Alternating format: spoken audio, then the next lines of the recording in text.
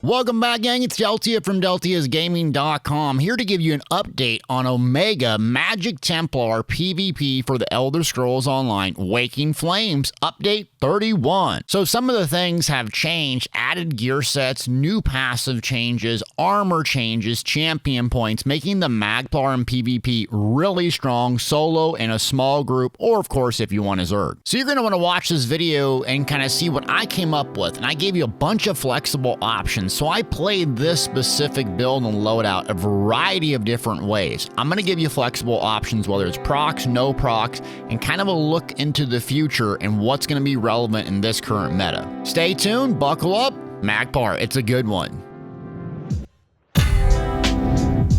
Okay, for the Magplar, what has changed recently that is important for you to know? Number one is the Balanced Warrior passive, specifically for the Templar, is adding spell damage. It used to just add a percentage based of weapon damage, now it's going to be spell damage. This is very relevant because of some specific abilities that scale very well off of spell damage, Living Dark being one. This, along with Purifying Light, got changed to scale off of spell damage, making it an absolute game changer if you want to use those two abilities. Not to mention Medium Armor Agility passive now gives spell damage and weapon damage. Making the Magplar really focus in on spell damage is an optimal way to play. You got a bunch of new gear sets. Two of them, Dark Convergence and Hrothgar's Chill, are performing incredibly, along with Plaguebreaker.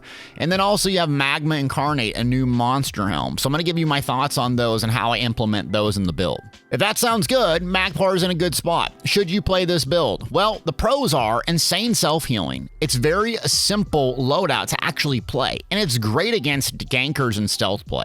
The con is it sacrifices some offensive potential for massive survivability. And the gear can be hard to obtain and it's not exactly easy.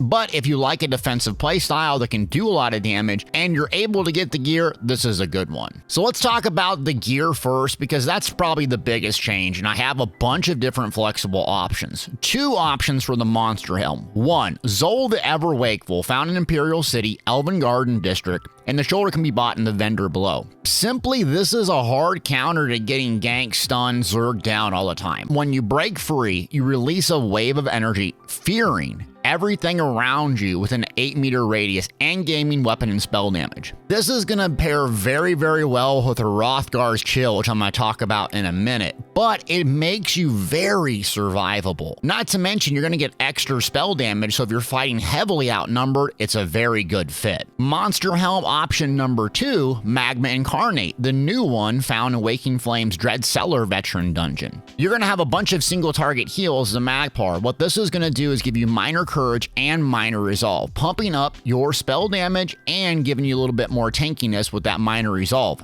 This is very, very good if you want to play the high spell damage role and loadout versus the proc set loadout. So both of them are very good to use. Now I have one defensive ultimate, Iron Blood. This is found in Falkreath Hold Dungeon Horn of the Reach DLC, and when you take damage while we're on our back bar, you have a 10% chance to turn into blood, essentially reducing your damage by 30%, but also slowing you by 50%. The slow is kind of annoying, but 30% damage reduction that also stacks on minor and major protection. So if you set your bar up, which we do on our back bar right, you're going to have a massive amount of damage reduction when this procs, making you extremely survivable when you need it. Keep in mind, Hrothgar's Chill, which I'm going to talk about, is going to absolutely nuke down folks that are using Gaze of Sithis, Pariahs, and high mitigation now. So Iron Blood, if you're playing in procs, it's a go-to. If you're playing and you just have craftable items, go with Daedric Trickery. Or if you're playing no proc, go with Mark of the Pariah. All right, Hrothgar's Chill, you keep talking about it. This is a rewards-worthy set. It's obtained in the mail via earning AP. You can buy it on trainers. Stunning or immobilizing your enemies, cause them to burst with frost damage, applying chilled status effect, dealing 26% of their total physical resistance, spell resistance as frost damage,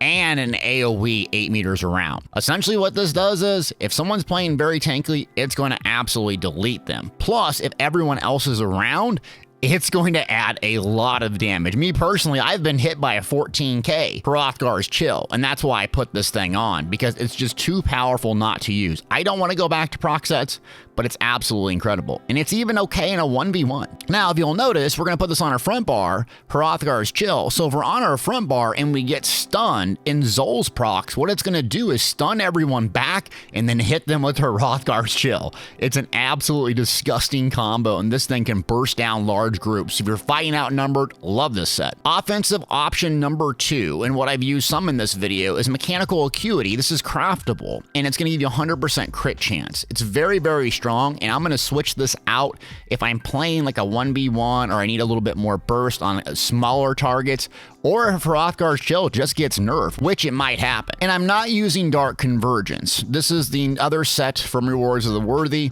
It's basically doing 5 things. It's highly overtuned, and I can't see using it because I'm pretty sure in the future, the near future, hopefully, it will get nerfed. So I don't want to make this video and then you have to swap it all out. So I'd go with Hrothgar's Chill or Mechanical Acute in your front.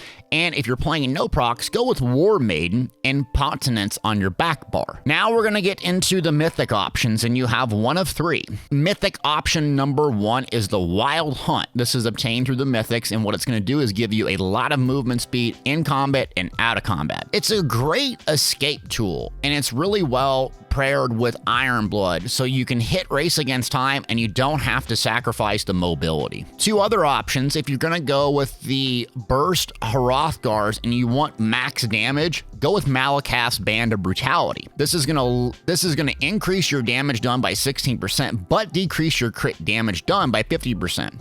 Well, that's okay if we're relying on Hrothgar, a proc set that can't crit to do our damage. Mythic option number 3 is an all-around staple, Death Dealer's Fate. What this is gonna do is just simply ramp up your max stats, making you very tanky and do more damage. And that's going to leave one piece free on our body with, I would go with a trainee, because that's going to give you some max stats. And so what I roll with is 4 heavy, 3 light.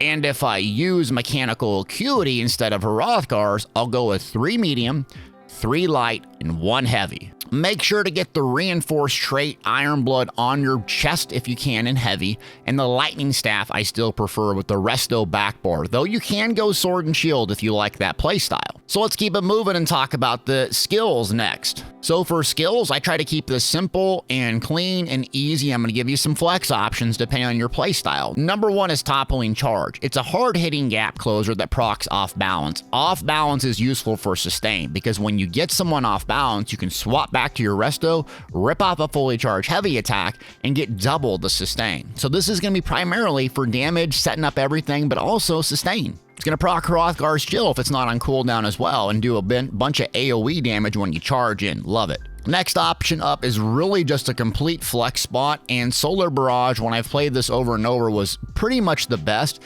because it's simple. You can front bar it, click it, and then charge in, along with Living Dark. The downside of putting this on here is you're going to have to rely on spell power potions and or stealth detect potions to get your spell power buff. So if you don't want to do that, I would go with the Mage's Guild Degeneration. Moderate damage over time, but it's going to give you major sorcery, increasing our damage. It's just another buff that you're going to have to maintain. So if you like the potions, go with Solar Barrage or even Purifying Light. If you don't want to use them, go with Degeneration. Next up is Camouflage Hunter. Kind of an odd spot here, but what it's going to do is give us 3% spell damage just for slotting it. And if we crit from the flank, it's going to give us a little extra damage boost. This works really well with the Mechanical Acuity loadout. It's also working very strong at getting stealthers out. But just consider this a flex spot. Passively slotting it gives us 3% spell damage, and if we kill someone with a killing blow, we're going to get ultimate via the Fighter's Guild ability. So I like it over Inner Light or something like that because of the spell damage and how some of our abilities scale.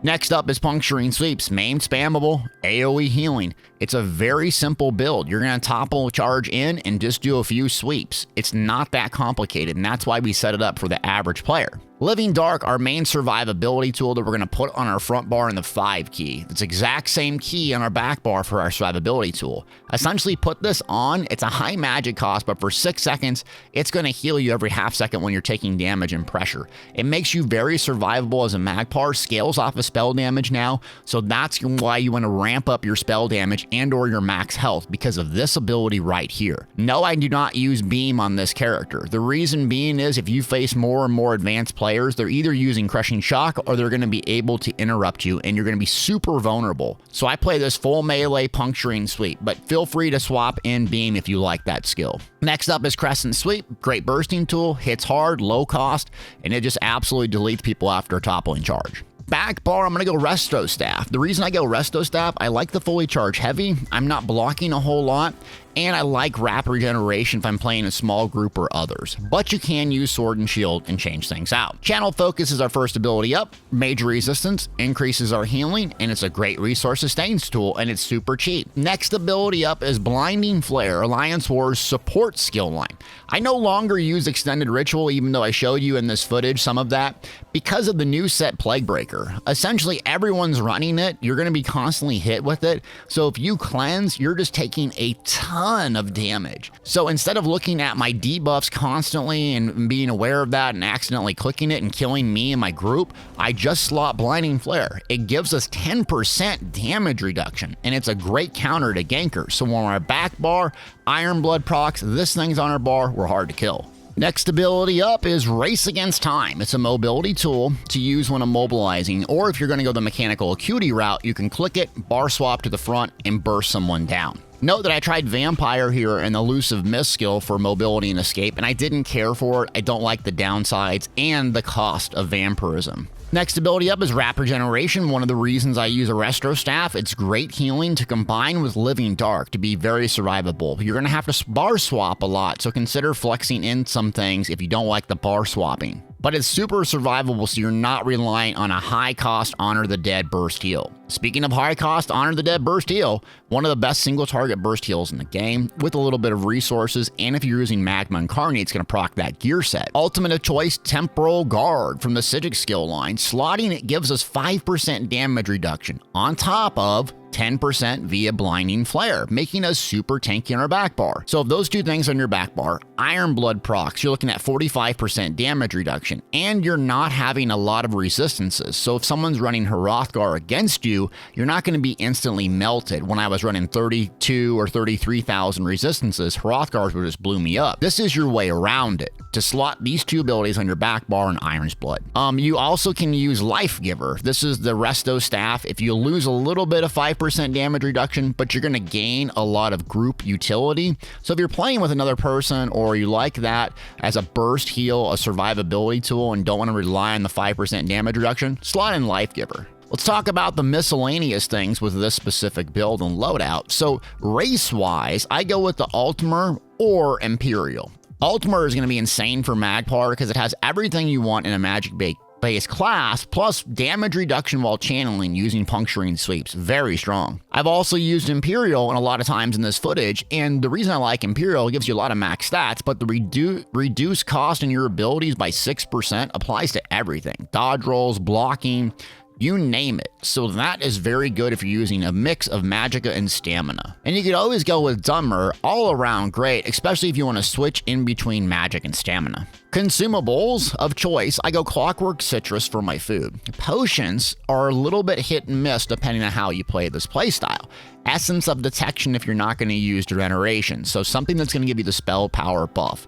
Or tripods, and I even keep immovability potions on me just in case I'm going to charge into a keep. Mundus Stone, I run the Atronach Mundus Stone for magic recovery, getting around 1500 unbuffed. Attribute wise, I try to get to 35 to 32,000 health inside Cyrodiil. If you go below that and you're at 25, 26k, you're just going to get deleted. So I go for about 32,000, then at least 14 to 15,000 stamina, and the rest into magic. Champion points. So my champion point philosophy in PvP is this: survival over damage. So you can swap things in and out to do a lot more damage, but I always lean on survivability. So in the warfare, there's a new one called Ironclad. Reduces your damage taken by direct damage by 2% all the way up to 10. Gonna take that. Duelist rebuff and unassailable. One's gonna reduce single target, the other is gonna reduce AoE damage. And I take one offensive, Master at Arms, increasing your damage done with direct damage attacks. These are gonna make you very tanky, though you can swap them out depending on your playstyle. Fitness is up next.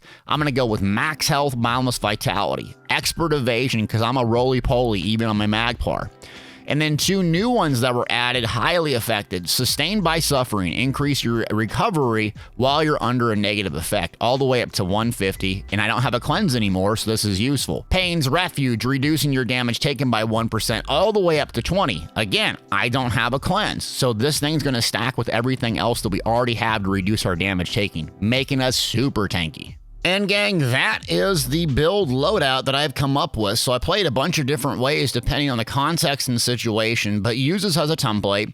If some of these gear sets get changed and adjusted, you're gonna have to be flexible with it. And that's why I recommend having a backup mechanical acuity, because I can see these being tuned within 3 months. But the Magplar works fantastic right now. Solo, Imperial City, Battleground, Cyrodiil, you name it, and I absolutely love playing it again. Thanks for watching.